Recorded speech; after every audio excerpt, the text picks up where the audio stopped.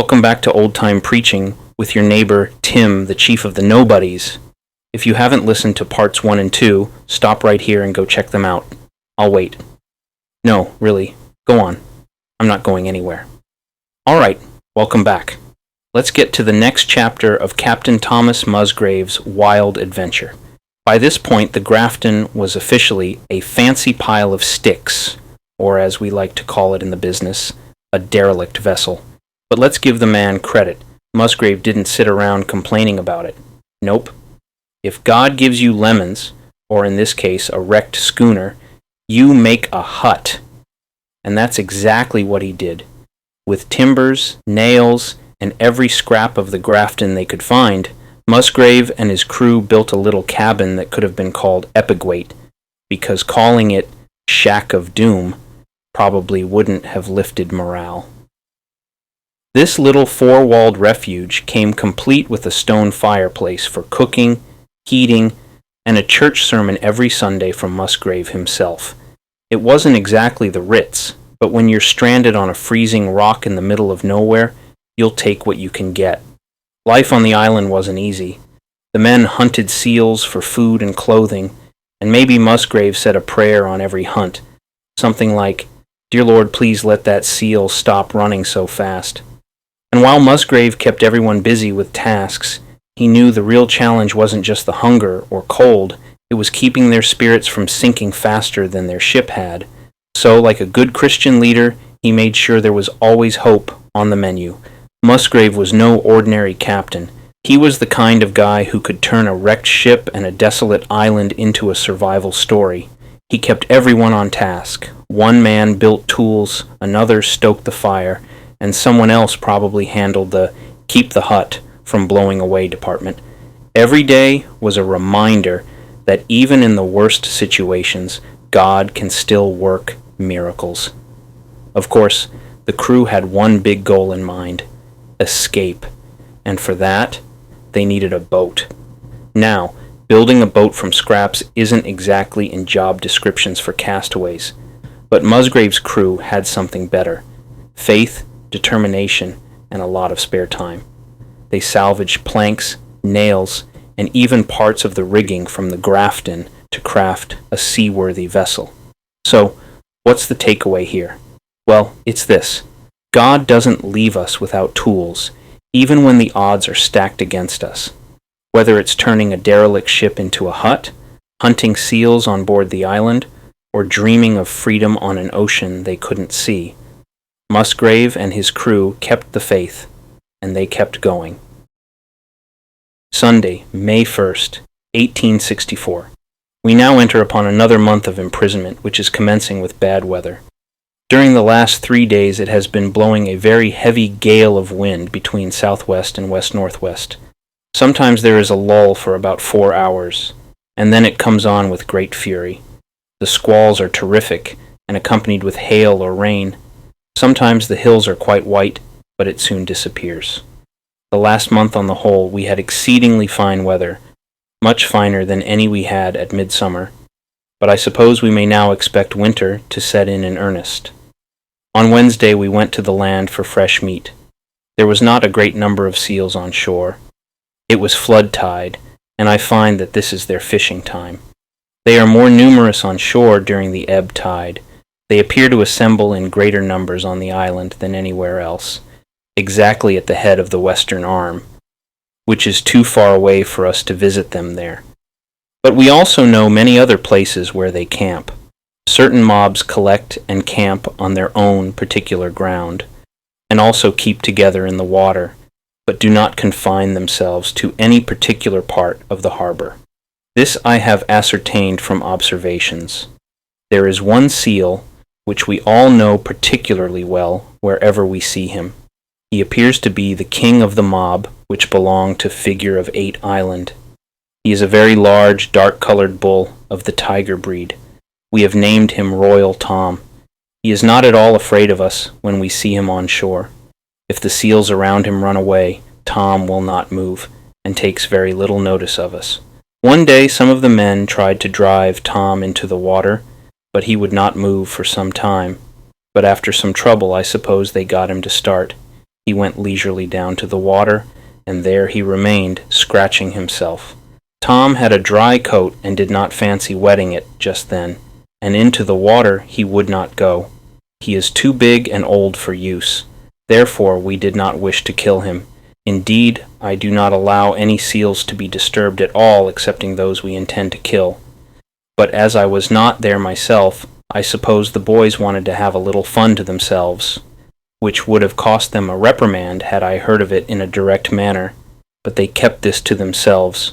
I only heard of it in an indirect manner, and so I let it pass. I have adopted a measure for keeping them in order and subjection, which I find to work admirably, and it also acts beneficially on my own mind. This is teaching school in the evenings, and reading prayers, and reading and expounding the Scriptures on Sunday to the best of my ability. We have done this for some time now, and I am happy to say with much greater success than I at first expected. They are all getting particularly fond of reading and hearing the Bible read. Some of them cannot read yet, but they are learning very fast, and I have not heard a profane word spoken for a long time, so much for moral reason. I trust that the result will be beneficial to all parties. The barometer has been about 29.60 to 29.90 through the week. Today it is 29.30 and rising. I hope we shall have finer weather tomorrow. Thermometer 40 degrees. Tuesday, May 10th, 1864. For some few days back, I have not been very well. Today I have had a very severe headache, but as it has now left me, and as I did not write on Sunday as usual, I shall do a little of it this evening. And moreover, as this is the anniversary, 32nd, of my birth, I have made it a point for some years back to pledge my mother on this day in a bottle of good old port. But unfortunately, it is out of my power to do so today. But I have not omitted to pledge her for all that. I have done so in a glass of beer of our own making and what we use as a substitute for tea. It is not very good, but still it is preferable to cold water. It is made from the root which now forms a very material part of our food, and, as I have before stated, contains a considerable quantity of sugar. To make the beer we grate the root on a large grater, as we do for eating, boil it, let it ferment, and then put it in a cask and draw off as we use it. In using it for food, we fry it in oil, seal oil. It eats something like sawdust, but we are very thankful that we have it. Otherwise, we should have to live entirely on seal's meat, fowl, and fish, as our little stock of provisions which we had when we were wrecked has long since been exhausted. Nothing remains of it but a few crumbs of biscuit, which are regularly placed on the table, but only to look at, or point at, as Paddy would say, for no one touches it. We find that we can catch fish in great abundance, but we have only very recently found out the secret of catching them, which is done by fishing amongst the rocks with a short line tied to the end of a stick. The best time for catching them is the first quarter flood. One man can go out, and in an hour will return with sufficient fish to last us 3 days, and we eat them at every meal. And since we find that we can get them so easily, we eat very little seal meat, and the root, which we call sacri, from its saccharine property, eats better with fish than anything else. Our parrots, which we have now had for some time, are getting on very well and are beginning to talk, but unfortunately, yesterday they all got out of the cage, and we have lost one of them. 2 remain. Since I last wrote, the weather has been very boisterous, and a good deal of snow has fallen. Yesterday everything was quite white, and it lay quite thick on the mountains, but today the wind has been from the northwest, a heavy gale with rain, and has taken it all away. We have not yet actually had frost, although the thermometer has been down to 35 degrees, which is our only safeguard from it. The flies have not left us yet. The blowflies are not so bad, but what is most extraordinary is that the mosquitoes are almost as troublesome as they were in the summer. They bite like fury, with the thermometer at 35 degrees. We have not seen the dogs since I mentioned them before, but we frequently fall in with their tracks. They do not come near the house. On Saturday last, the barometer was very low, 28.46. Today it is 28.80. Thermometer, 44 degrees. I felt inclined to write some, but my scholars are troubling me, so I shall quit. Sunday, May 15th, 1864. 6 long and dreary months have now passed since I left Sydney, and the idea of the sad lot which may and must have fallen on those I love so much wrings my soul with agony and a remorse which I fear is crushing me fast to the earth.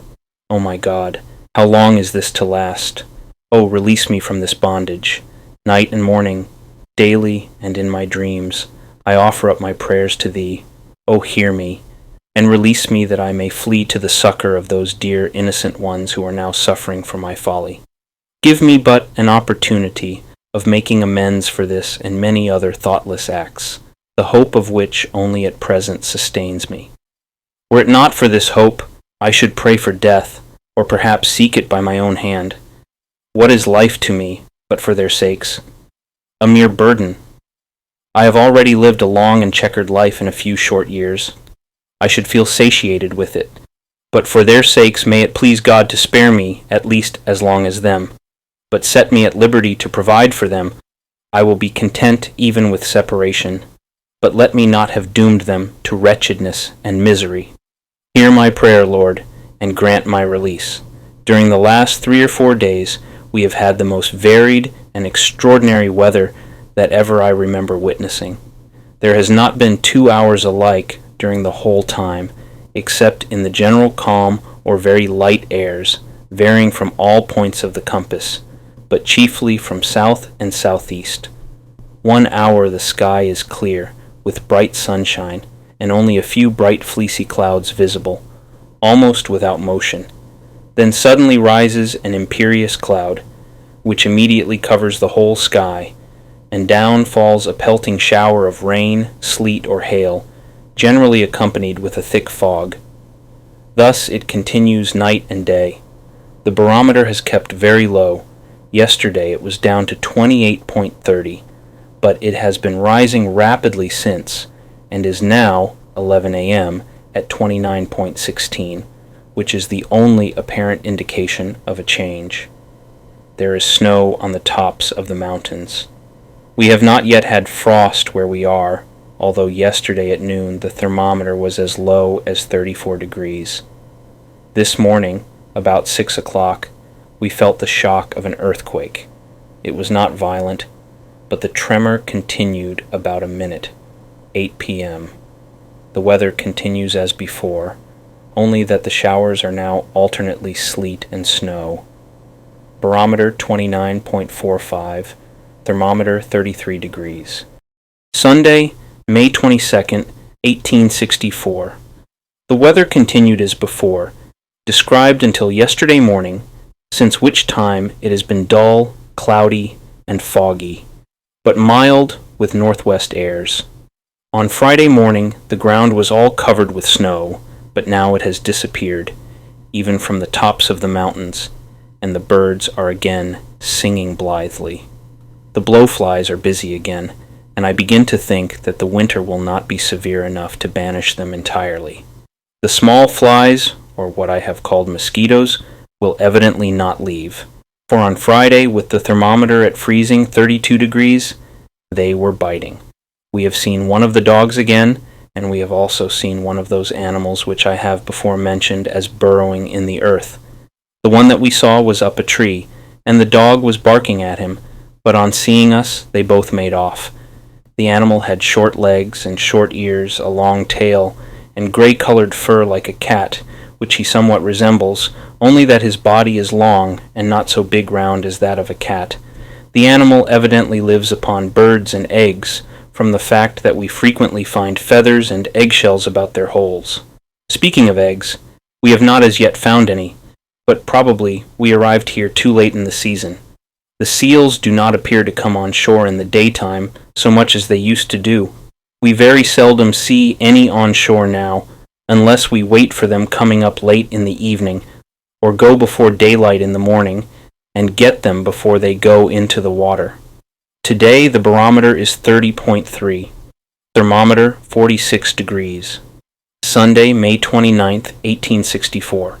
It has been blowing a very heavy gale during all the past week, with continued hail, snow, and rain, and yesterday thunder and lightning. The wind was from between southwest and northwest.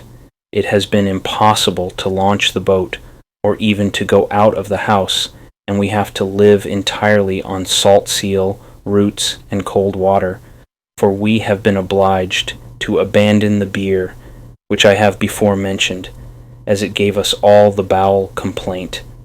But yesterday I sauntered out with one of the men, and we managed to kill a seal, but we had to carry it on our backs a distance of about 2 miles, which is no joke, over these rocky beaches, and through this thick bush.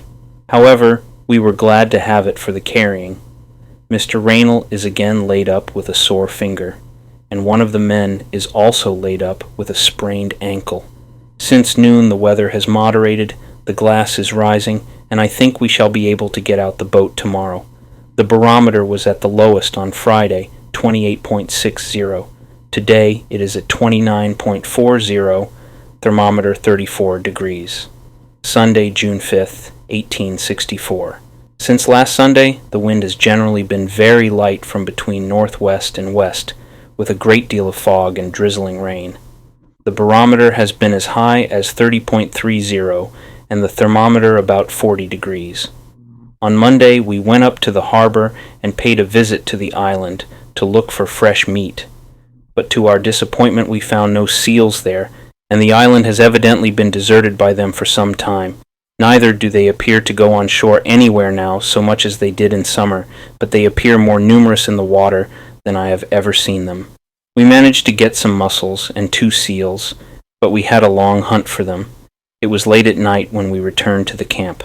We have now got some good roads made about the house, which was very necessary, for the ground is so soft that after any part of it has been trodden, a little it becomes mud, which in this damp weather never has a chance to get dry. We are also getting a considerable clearing round the place, for we burn a great deal of wood, not less than a large cartload a day. Consequently, it is getting cut down very fast. Light airs from northwest and thick fog today. Barometer falling 29.50, thermometer 40 degrees. Sunday, June 12th, 1864. During the past week the weather has been bad. We have had a good deal of southwest and southerly gales, with snow, but this has all disappeared again. Yesterday we went out in the boat to look for something to eat, but unfortunately, and for the first time, we got nothing but half a dozen small fish. We were not able to get any mussels, as the tide was not low enough, it being now neaps, and we did not see a single seal on shore. They appear to keep in the water almost constantly now, as the water is warmer than the air, and they only come on shore in the night after dark to sleep, and go into the water before daylight. It would be madness for us to go through the bush to look for them in the dark. They are very numerous in the water, and if we actually get hard up for something to eat, I shall fasten to one with a harpoon. But our boat is only a dinghy, and so frail that I am afraid she will not stand it, or else I would have tried it before this time. For it is now a fortnight since we got one, and for the last few days we have lived on pickling. We have to look pretty sharp after our bellies now, and I fear very much that we shall go hungry yet before the winter is out.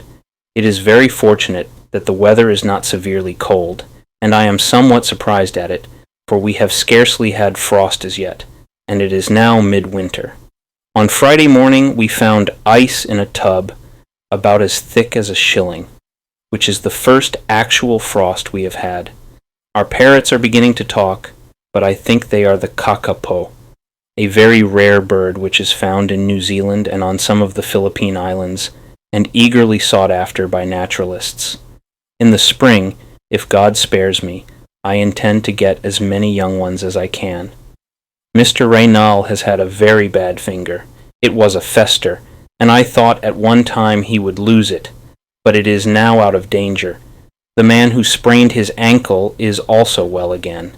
It is now 7 months since we left Sydney. I shall not attempt to give expression as to what I feel on this point, But I may say that I begin to look forward to the coming of summer, when surely we shall be relieved.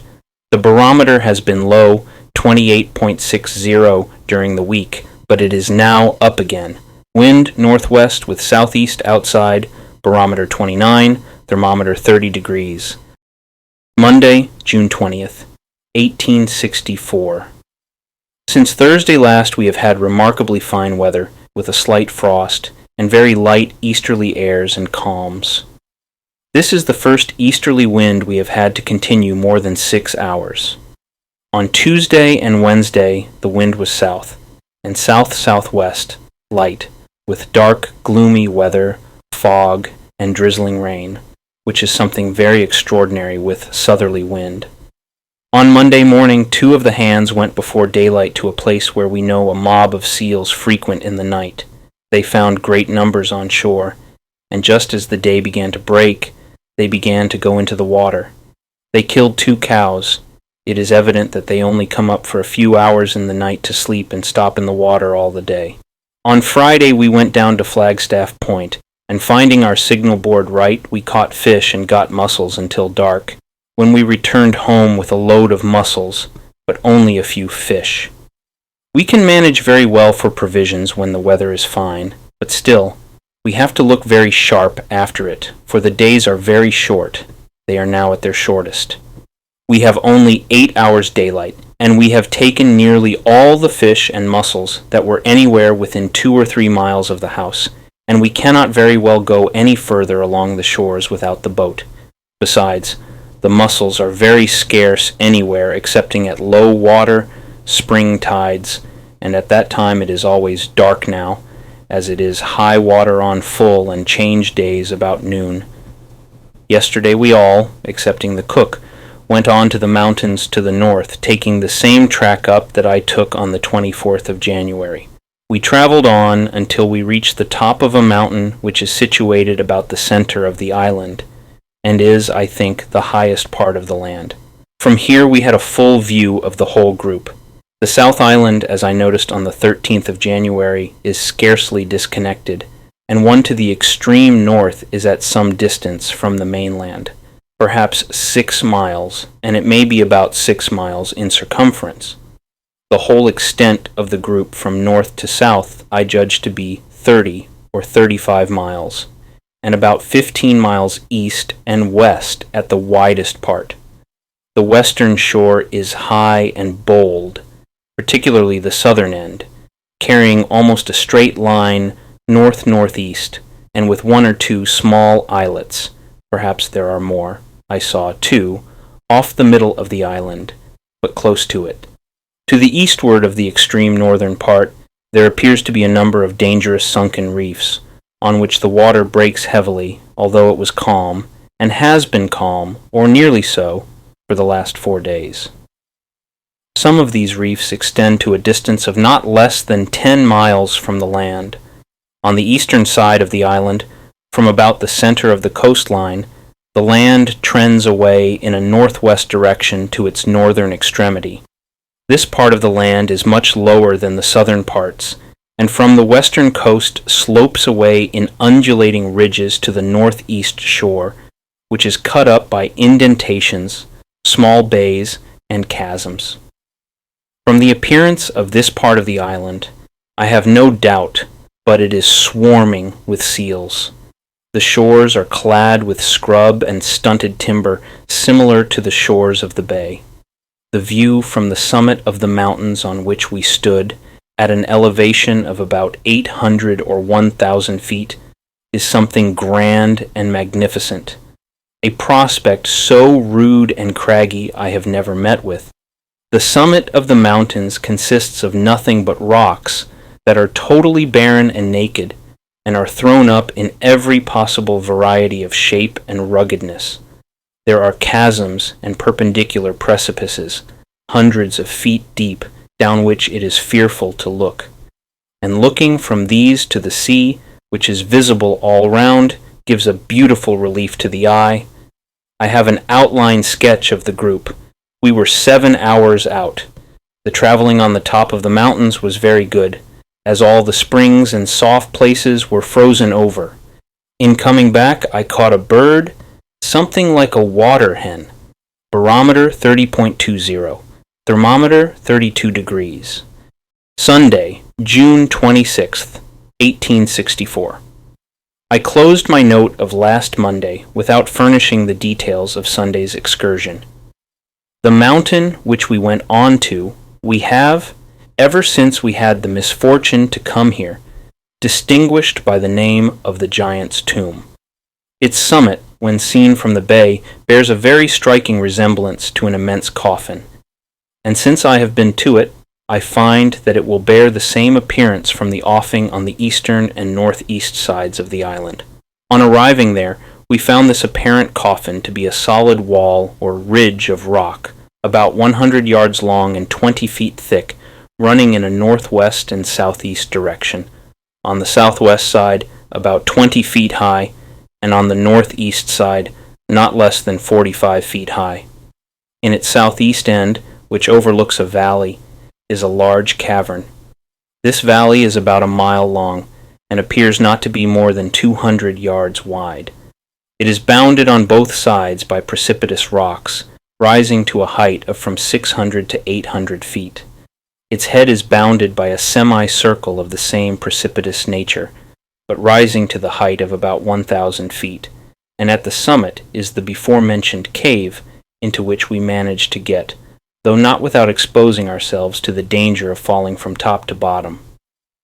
On our return, we found a plant, which we have not seen anywhere else on this island, but there is plenty of it on Campbell's Island. We brought some of it down and cooked it, and found it very good to eat, and particularly good to put in the soup, which is very purging. And we find that this vegetable has a contrary effect.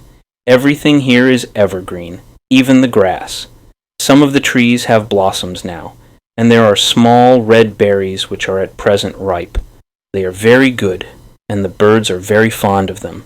I am reserving some of the seed. I have no doubt but with cultivation they may be made a very nice fruit. One of the September equinoctial gales of 1864 commenced on the 6th with a strong northwest wind, the barometer falling quickly from 29.75 to 29.25. The wind gradually hauled southward, holding steady at a south wind for 64 hours before backing westward. During this period the gale blew fiercely, accompanied by constant rain, sleet, and thick fog. The barometer dipped to 28.65 at its lowest, and the furious winds tore up countless trees by their roots. The conditions remained unrelenting until the 14th, when the winds began moderating slightly, shifting southwestward, and eventually clearing to light scattered clouds, offering brief respite after a relentless storm. Sunday, July 3rd, 1864. Blowing a strong gale at west-northwest.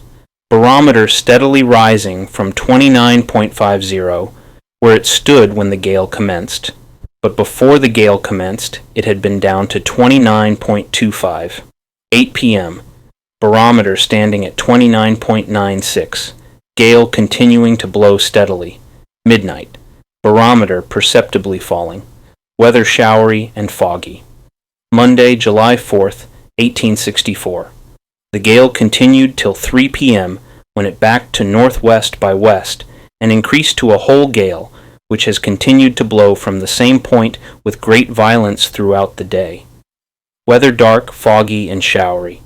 Barometer readings: 9 a.m., 29.92, noon, 29.90, 4 p.m., 29.88, 8 p.m., 29.94, wind west, northwest, gale unabated, 10 p.m., 29.95, wind northwest, gale unabated. Tuesday, July 5th, 1864. The gale continued until 3 a.m. and died away suddenly. 9 a.m. Barometer 30.09, light northerly airs and foggy, dark weather, though very mild. Noon. Barometer 30.11, thermometer in open air 47 degrees. Thus, if the barometer gets above 30 inches, the gale is done, and a day or two of fine weather may be expected.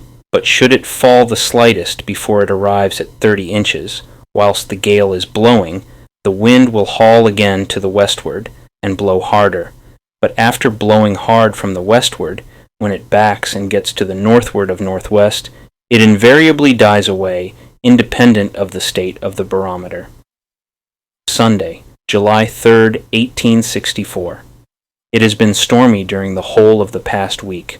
On Tuesday and Wednesday, a considerable quantity of snow fell. All the ground was covered. But since midnight of Wednesday, we have had a heavy gale from the west-northwest, with much rain, which still continues. But the barometer has been rising today. Very likely the gale will take off at midnight. I find that in the locality of these islands, as also on the coast of New Zealand, the barometer is of very little service to a stranger. Wednesday, July 20th to 23rd, 1864. On the 20th, a strong gale blew from west-southwest, with frequent heavy squalls and showers of rain. At 9 a.m., the barometer was stationary at 29.80. Weather continued as described. At noon, wind west, weather as before, barometer 29.82. 22nd, strong southwest gale, with passing temporary showers. 9 a.m., barometer standing at 29.82. Noon, wind northwest, fresh gale and foggy, wet weather. Barometer commenced to fall. 8 p.m., barometer 29.60, fresh gale and fine clear weather. 23rd, at 3 a.m., barometer 29.30, brisk gale from northwest, rain commenced to fall heavily, accompanied by thick fog. By 9 a.m., barometer inclined to rise. Wind shifted slightly to the northward of northwest. At 11 a.m., the gale died away suddenly at north-northwest, calm till noon, when a light breeze came from the southward. Heavy rain and fog still continuing. Barometer 29.40. This sufficiently illustrates my remarks of July 3rd on the weather and barometer. By carefully perusing these notes, it will be seen that this statement may, as a rule, be admitted. The movements of the weather and barometer are so eccentric that it is difficult to connect their inferences with any degree of certainty. Footer. This log provides critical observations on the relationship between wind direction, barometric pressure, and storm activity. The narrator carefully tracks these changes, attempting to decode the erratic weather patterns characteristic of the remote islands, an invaluable guide for survival and maritime navigation. Such notes reflect both his struggle against the forces of nature and his methodical effort to find patterns in the chaos, offering listeners a window into the resilience and ingenuity required for survival. Sunday, July 10th, 1864. Tuesday last was a fine, mild day, with light northerly airs. The barometer rose to 29.25 and fell again suddenly, and was followed by a strong northeast gale on Wednesday, which lasted 24 hours, with dark cloudy weather. On Thursday, we had a hot wind from the north-northwest, and rain during the latter part. Thermometer at noon stood at 52 degrees, barometer at 29.22. Since Thursday, the wind has been northwest by north, fresh breeze, and almost constant rain, but the weather has kept very mild. In fact, it is much more like summer than winter. Today, with its alternate sunshine and showers, has put me very much in mind of an April day at home, although the present month corresponds to January in the northern hemisphere. I had expected to find the winter very severe, but thus far I am agreeably mistaken. I hope I may be mistaken on the whole. The birds continue their merry song, and the blowflies are quite troublesome again. The mosquitoes, or more strictly speaking, sandflies, have never ceased to be troublesome. Today we heard the dogs barking, but they were at the other side of the bay. Barometer rising, 29, 8 a.m., thermometer 48 degrees. Sunday, July 17th, 1864. During the past week the weather has been very variable, but without any hard gales. About 3 weeks ago we commenced to look for a place suitable for keeping a lookout, when we began to expect a vessel, and as we did not succeed on that occasion, we have occupied nearly all the past week in the same objective. I think we have at last fixed on a place, although the location we have chosen is not a very good one for a lookout, as we shall not be able to see a ship until she is inside the heads, whereas I should have liked to have been in some place where we could have seen clear out to sea. But under our present circumstances, I find that this would be impossible, for we can find no such place where those keeping the lookout would be able to provide themselves with food. Seals and roots are not to be found at all places in the harbor, and where they are to be found would be out of their reach. Traveling along the shore is at best tedious and difficult, and in many places impossible. Those at the lookout would have to depend entirely on the people at home for supplies, and as the weather is so bad and uncertain, they might starve before supplies could be got to them. Besides, there is no safe place for keeping the boat, should she be caught down there in a breeze and unable to get back. For instance, on Thursday, Mr. Reynal and I went down by ourselves in the boat, and while down there it came on a strong breeze and we could not pull the boat back again. We moored her in the safest place we could find, and taking the sail on shore, made a sort of shelter, lit a fire, and sat by it all night. And a sorry shelter we had, for it came on to rain heavily. The sail is an old thing, full of holes, and we got quite wet. This, as may be easily understood, was not very comfortable in 51 degrees south latitude, in the middle of winter. However, we were obliged to put up with it. We were on the east side of Flagstaff Point. We had brought a little cold seal and roots with us, which had all been eaten on that day. On Friday, the breeze was stronger, and the rain continued to fall heavily all day. In the morning, we shot 2 widgeon. One we roasted, and the other we stewed piecemeal in a quart pot, which we use as a boiler for the boat. Monday, July 18th, 1864. We waited till about noon, expecting the breeze to take off, and as there was no prospect of it doing so, I was obliged to undertake the journey on foot to wind up the chronometer, which, if neglected, would run down on the following morning. Although the boat was in danger, one of us could do no good by remaining alone, so we decided on both of us going. It is needless to detail our troubles in getting through the scrub and grass in pelting rain. Suffice it to say that we were 6 hours in covering the distance of 5 miles, and arrived home an hour after dark. We had not a dry thread on us, and were almost sinking with exhaustion from fatigue and hunger. The men had been very uneasy about us, fearing we were blown out to sea. Fortunately, they had killed a young seal that morning, a treat, for it was the first young seal we had got in a long time, and we assuredly did ample justice to it. Immediately afterward, we went to bed, needing no rocking to put us to sleep. We rose on Saturday morning without feeling any worse effects beyond slight stiffness. After breakfast, we started back again to look after the boat, about which I had felt very uneasy, for should we lose her, we would lose our means of getting a living. We took a day's provisions with us, as it would have been impossible to carry more. A strong breeze was blowing when we started, and the grass and scrub were dry, as there had been no rain since midnight. But before we had gone half a mile from the house, it commenced to rain and continued until we reached the boat. We found her as we had left her, but about half full of water. After bailing her out, we made a fire, stripped off our clothes piece by piece, dried them as best we could, and had something to eat.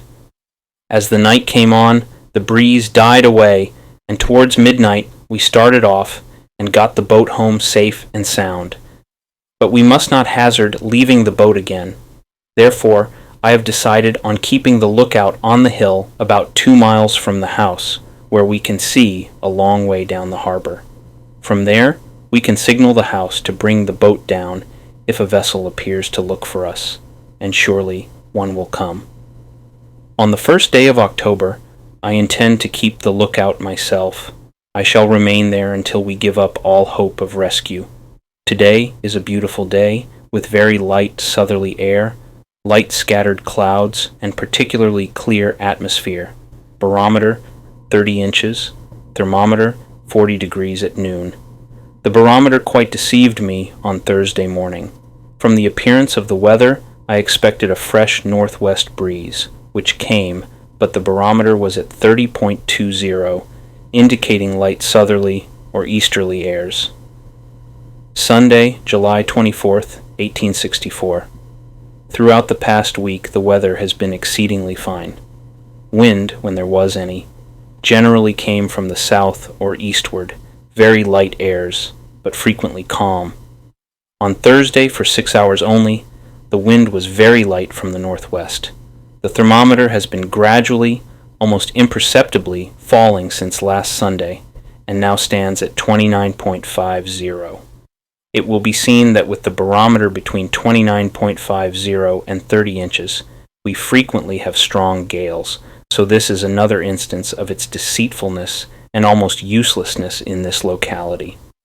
At the present moment, from the barometer state and the dark, gloomy, misty weather, I expect an easterly or northeast gale. On Tuesday, Wednesday, and Thursday, we had sharp frost, with the thermometer as low as 22 degrees. Even at 29 degrees, 3 degrees below freezing, the flies were still blowing and the sandflies biting furiously. I give up all hope of their ceasing hostilities during the winter. It's hard to describe just how much of an annoyance they are. Yesterday, while repairing the boat, the sandflies were so troublesome that I had to take refuge in the house several times before completing the job. They are worse near the water. On Monday morning, we went up the bay in the boat to get a seal, as our fresh meat had just run out. We arrived before daylight at a place we knew was frequented by seals. As dawn broke, they began coming down to the water, and we managed to kill 3 young ones and 1 cow, which was in calf. We might have taken 1 or 2 more, but these were more than we could use while fresh. One of them we salted. The greatest difficulty we face now is finding where the seals are. For every time we kill any, they shift their camp, and I fear they may disappear altogether before we can leave this infernal place.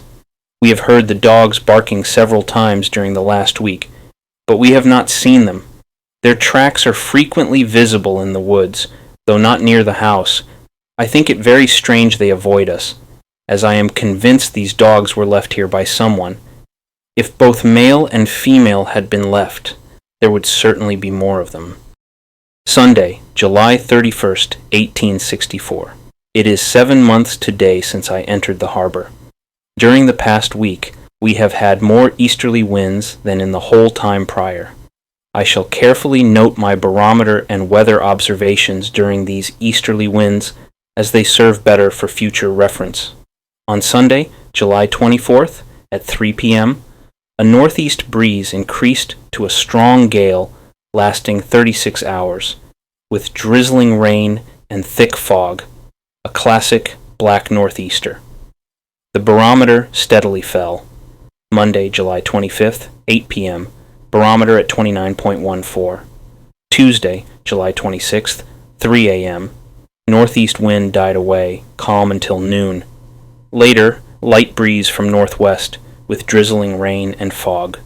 Barometer, 8 a.m., 29, 8 p.m., 29.12. Midnight, calm. Wednesday, July 27th.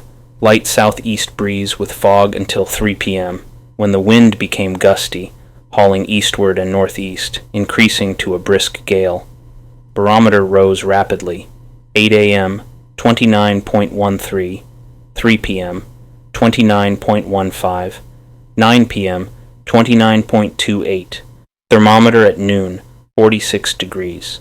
Thursday, July 28th.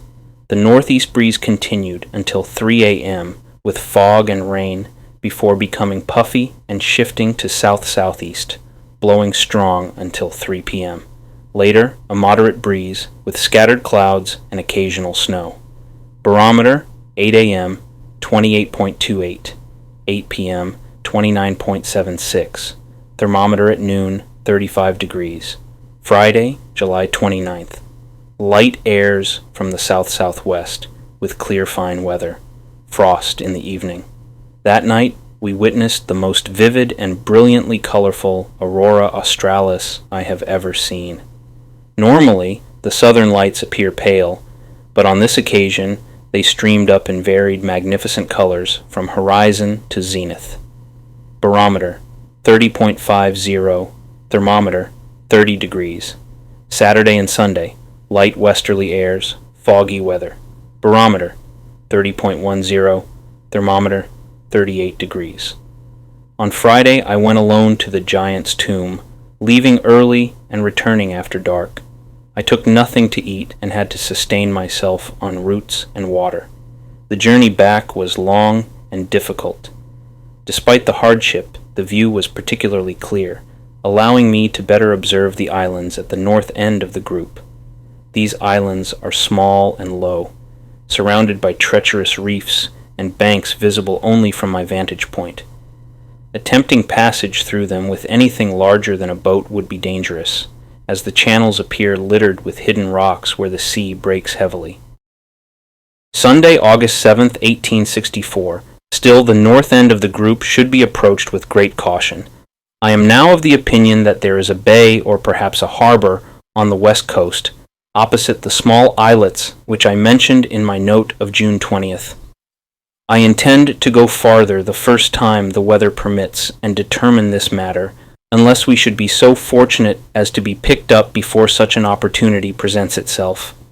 I think I have never described our precise mode of dragging out this miserable existence, for I cannot call it living.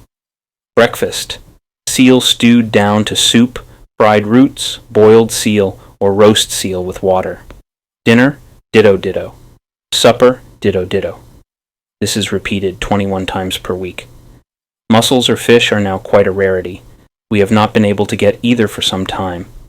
The man who killed the seal today had been fishing nearly all day and caught only one small fish. The men have stood it bravely so far, but it grieves me unspeakably to hear them wishing for things they cannot get. I just now heard one of them wishing he had but a bucket of potato peelings. Sunday, August 7th, 1864. During the whole of last week, the weather has been very bad. A very heavy gale blew continuously between west and northwest, accompanied by either hail, rain, or snow. From noon yesterday until 3 o'clock this morning, the gale reached its height. It blew a hurricane and was the heaviest I have ever seen while on shore. Our house, elevated about 30 feet above the mean tide level and situated 50 yards from the water, was frequently hit by heavy spray during the height of the hurricane. Had it not been well built and secured, it would inevitably have been blown down, leaving us house-wrecked as well as shipwrecked. The house is fully exposed to westerly gales, although sheltered from every other direction.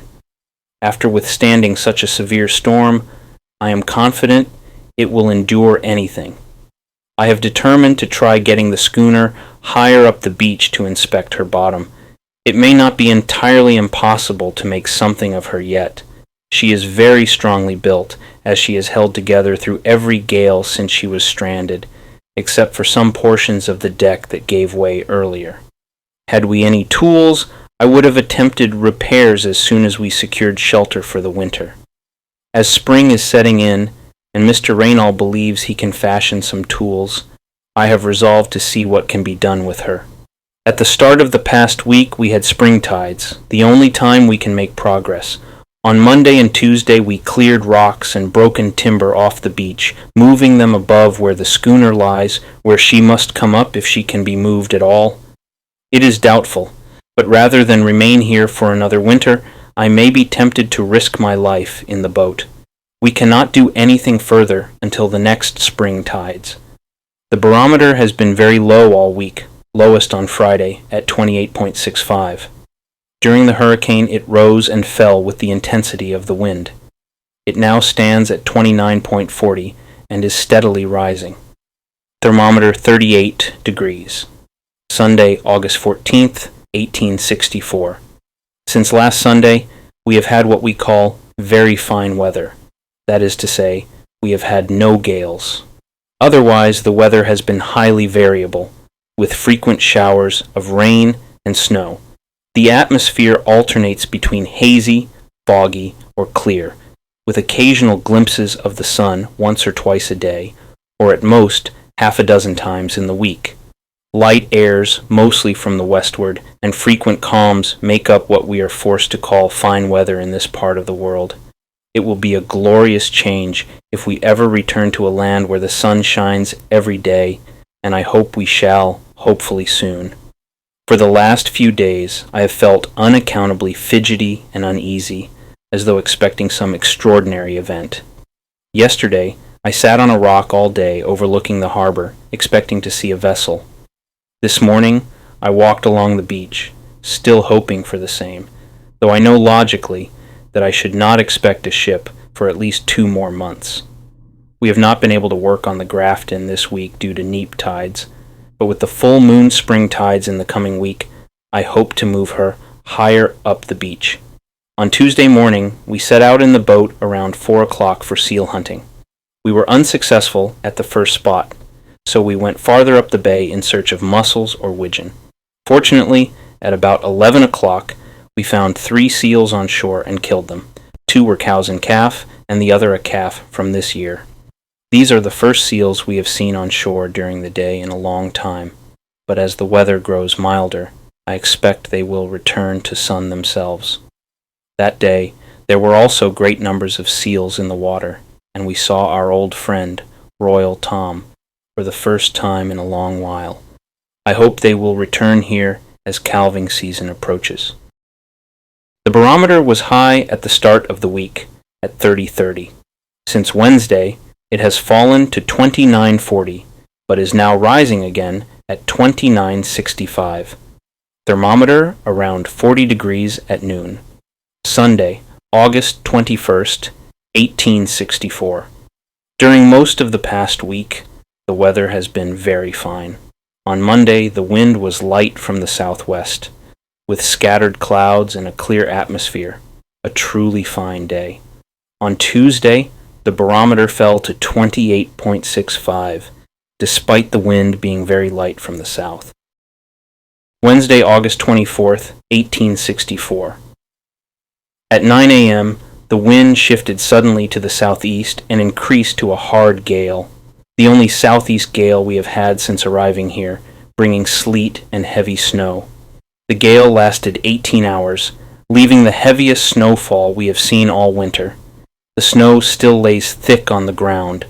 At the height of the storm, the barometer began to rise rapidly, and as the gale died away, the wind hauled around to the northeast.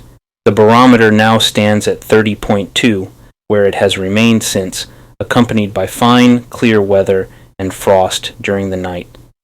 Frost here always occurs with light northeast winds, and this, or any easterly wind, never happens except around the full moon. All week we have been working tide time night and day at the wreck, and it has been a miserable job. We were forced to stand up to our waists in water almost constantly, with the thermometer ranging between 2 to 5 degrees below freezing, anything but comfortable. Yet, I was determined to see what could be done to get the wreck higher up on the beach.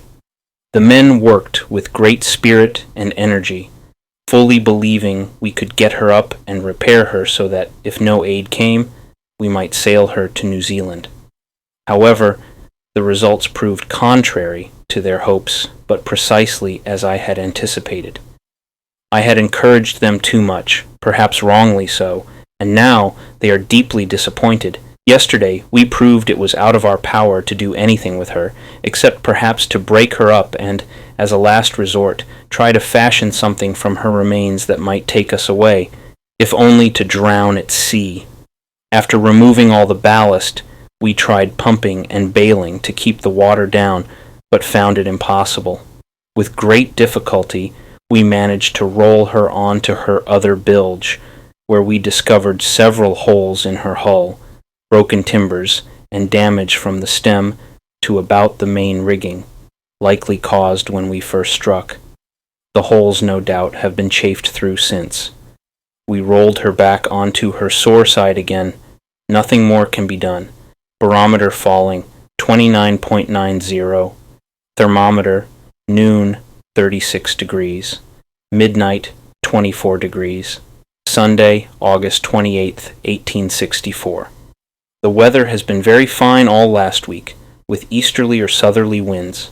On Friday, it blew a strong gale from the south lasting 24 hours. Though dry and fine, the sky remained cloudy. Overall, the winter weather has been much better than the latter part of last summer. From April 1st until now, we have had only one severe gale, on the 6th and 7th of this month. In contrast, from January 1st to April 1st, we had, on average, just one fine day out of 7. It seems clear that winter months here are more moderate, with more easterly winds, but also denser and more frequent fogs than in summer, at least in the latter part of summer, which is as far as my observations extend. I pray my observations will not continue for another full year.